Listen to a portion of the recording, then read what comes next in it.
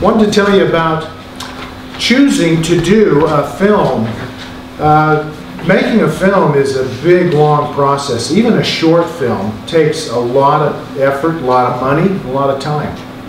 So you have to be very careful about what you decide to make.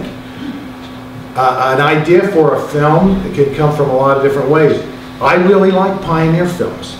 So I have always researched and read, and this particular clip that I'm going to show you comes from a film called Only a Stonecutter. The idea for this story came from my mom. She said, "You got to read this little story," and I was handed by her a book called Man of Holiness. It had one paragraph about John Romoil. One paragraph. And I read that and I thought, that's kind of nice, but I don't know if this would make a movie or not. So I went down to the Moyle farm in Alpine and I researched. And boy, it just took me about 20 minutes and I realized there's so much to this story. Because if you're going to do a story on film, it can't just be this happened and then this happened and then this happened. So I'm not really that interested in documentaries. I do dramatic films, and there has to be a climax, and there has to be twists, and there has to be conflict, the things that generally make a good story. Well, I read sitting down there for about 20 minutes, and I saw so many aspects to the story that little one paragraph didn't tell. For instance, the fact that John Romoil, I knew he was a pioneer, but I didn't know he was part of the Ellsworth Company, the first handcart company to make it out here to Salt Lake. That's a big deal. He had so many aspects of his story that I thought, you know what, I think there's a film there. So I started writing a script. Now for me, I get into a script, and if I get into it a ways, and I sometimes realize, God, I'm not getting this. This isn't working out. I don't like it. We just junk it. We just put it back in the file and go on to something else. In this case, it never got to that point. We just stayed with it because it kept getting better and better. Okay, ready for lights. I'm going to show you a 2-minute clip from Only a Stonecutter.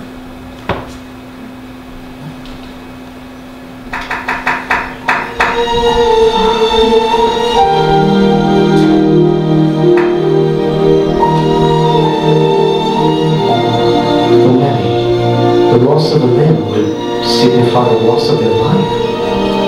But not for John Romoil. As long as he could breathe, he would continue to chisel away the obstacles set before him.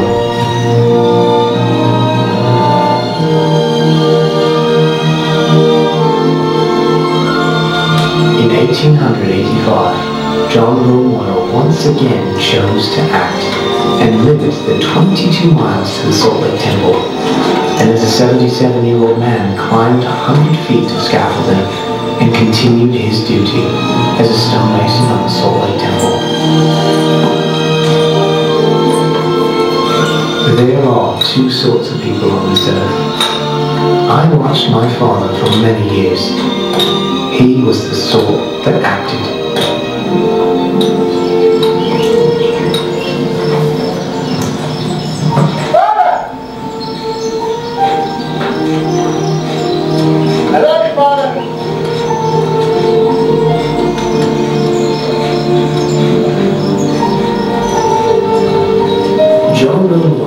Never saw the completion of the temple.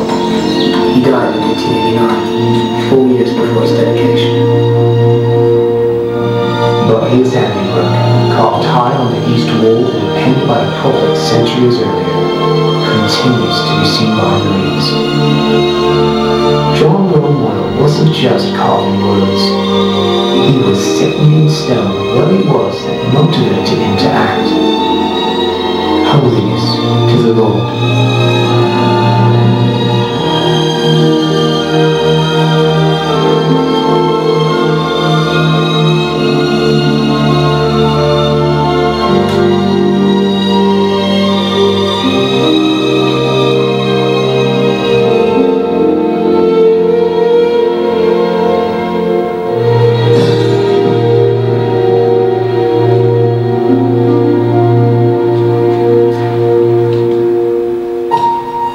In creating a historical work, at least from my point of view, you have to take license. There's a few times I can't just tell the story. I have to take license. Let me tell you an example of that. If any of you have been around England, you know England is a pretty small island, but they speak so differently all the way around that place. I wanted to get the accent right for this film, so I talked to the actor who played John Romoyle, Bruce Newbold. I said, well, let's find out, how did they speak where he lived? He found a website where you can go around the island, click, and you can hear the way they talked. Well, it just so happens that where John Romoyle was from was right near a little town called Penzance. You ever heard of Penzance, as in Pirates of Penzance? That's where it comes from. They all talk like a bunch of pirates. It's all arg, matey, and that's how they talk there. Well, I thought, okay, we've already got a guy with a peg leg. Now, you know, if we're going to have him talk like a pirate, why don't we just put a parrot on his shoulder? That would be good. I thought, we're not going to do that. So any of you see the film, you know about England, sorry, we just did a middle of the road British accent, because I wasn't going to have them talk like a bunch of pirates. No. There are also a lot of things that, I made a film about John Romoyle, but it's a 15-minute film. A 15-minute film can never capture really a man's life, and especially a great man like John Romoyle. I had one story that I struggled with because I love this story, but I in the end decided not to put it in, but I want you to hear it. I like to tell it as a talk. After the Moyles had been here for a few years, they settled in Alpine, and his wife began to get kind of melancholy and homesick. And John, being the good husband that he was, he went to his wife and said, what's the matter? And she said, I miss England. And he said, well, what do you miss the most? She thought about it and she said, I miss sitting there in the sand of the beach and running my toes through the sand. They lived just not very far at all, Southampton, kind of that South Shore part of England. Being the good man that he was, John Romoyle set off to try to make his wife feel better. He sent to England for a box of seashells. Now you think about that in the 1860s, that isn't like FedEx, you know, get it over here next day. That would have been very expensive and time-consuming to get someone to pack up seashells, get them in a wagon and get them all the way out here. But he did. And then John Rowe went out with his wagon to the Great Salt Lake. And he found a nice area with nice sand, and he filled up the back of his wagon with sand. He brought it back to Alpine. If you've been to the Moyle farm, you know there's a small little creek that runs right through the back of their home. And he took that sand and he created a little beach there, and then he put out the seashells. And for many years, Philippa, his wife, would, when she felt bad, go out and sit along the creek and put her feet through the sand and feel better. That's a good husband. That's a way better husband than I will ever be. But that's indicative of John Romoyle and his life. It's something that did not make the film. Next time you are downtown, you go by and you look at the plaque.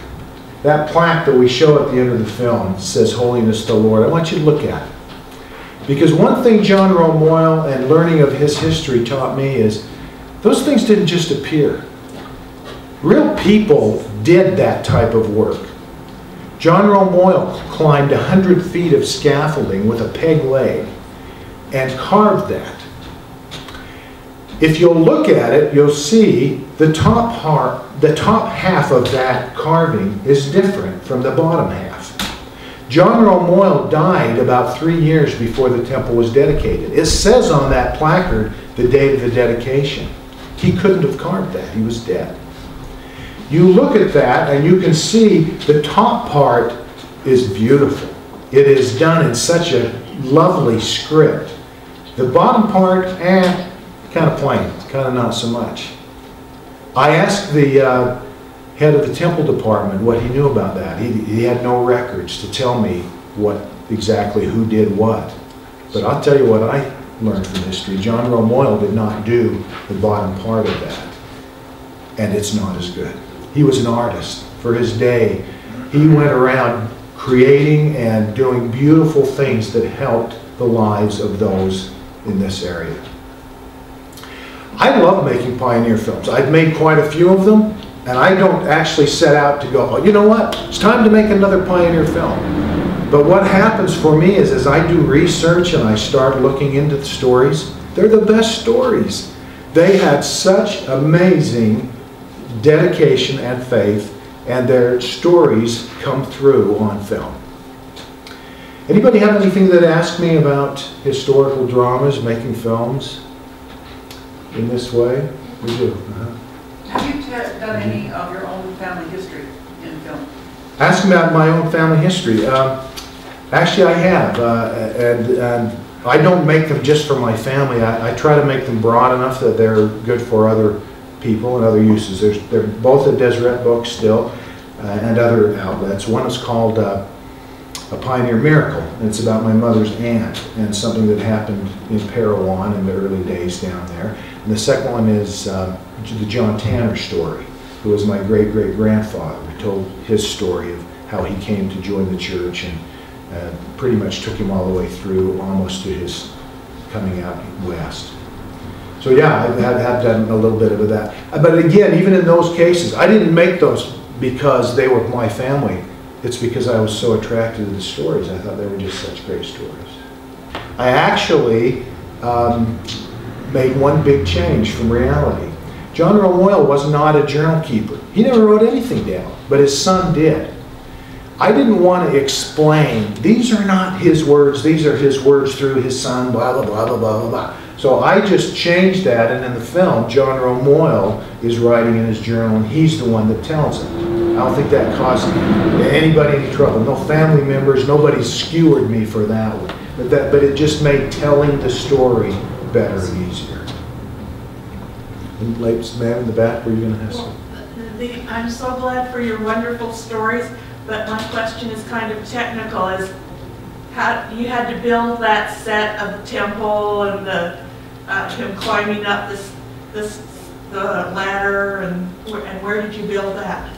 It's movie magic these days. It's so wonderful. Things that you could never have done 10 years ago. All we did is build 42 feet of scaffolding. Bruce Newbold, the actor, only had to go up 42 feet. He was scared spitless. He was such a baby. All he would do was move around like this. And Bruce, go to this side, go to this side. No, I'm not going to do it. He just stayed in one position, 42 feet. John Romoyle went 102 feet, and it was not OSHA practice. I'll tell you, there were no guardrails, there was no belt around you. You're just up there hanging around. Anyway, we just built 42 feet of it and shot that against the blue sky, and then did some photography of the temple and composited it.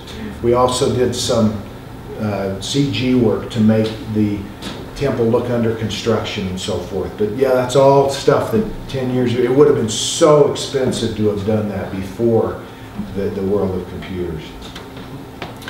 Well, the bottom line for me, making a film, and especially this one I use as an example, John Romoyle, he teaches us something. It's not just a nice little film to sit and watch and go, oh, that was an interesting look into John Romoyle. He has a lesson for us.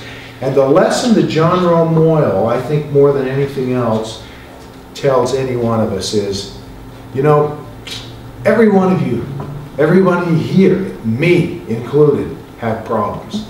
There's things in your life right now that you don't feel good about. It may not even be you. It may be your grandkids or your kids, but you're worried about the long-term effect or something that's troubling you in your life. John Romoyle teaches, you know what?